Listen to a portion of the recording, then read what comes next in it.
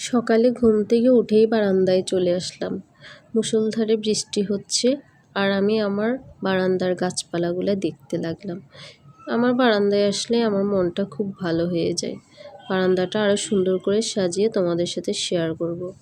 দেন আমি চলে আসি নাস্তা রেডি করতে। আর দেখো আমি অনেকগুলো রুটি মেক করে ফেলেছি। রুটিগুলো অনেক ফুলকো ফুলকো হয়। রুটির সাথে ডিমও ভেজে নিলাম। এগুলো আব্বু আম্মুর জন্য রেডি করলাম। আর দেখো এটা হচ্ছে আমার ব্রেকফাস্ট। তো বলো তোমরা সবাই কেমন আছো? আমি কিন্তু আলহামদুলিল্লাহ অনেক ভালো আছি।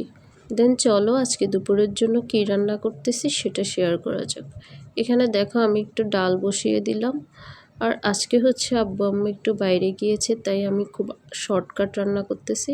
এখানে একটু মাছ ভুনা করে নিলাম আর সাথে একটু গরুর মাংস ভাজি করে নিব। গরুর মাংসটা রান্না করার পরে একটু ভেজে নিলে খুব ভালো লাগে। তোমরা ট্রাই করবা কিন্তু। আজকের ভিডিও এই পর্যন্ত। ভালো থেকো।